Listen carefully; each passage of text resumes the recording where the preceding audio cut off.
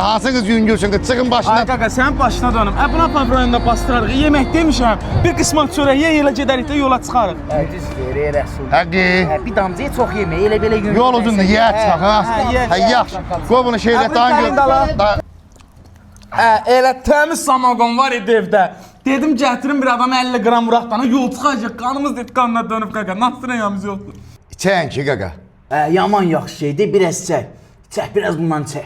Mən onsuz da içmişəm.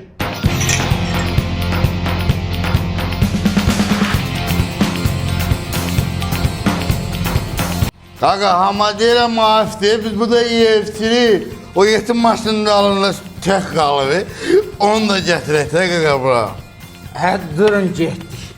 Dikli alameti, gidiyoruz kıyamete. Bindik bir alamete, gidiyoruz kıyamete. Amanin. Yol dediğin yol gibi ulaşmalı bir yere. Biz dön baba.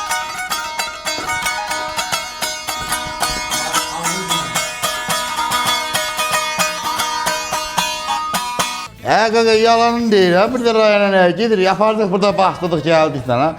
Düz demirəm, Raf. Kimi bastırdık biz,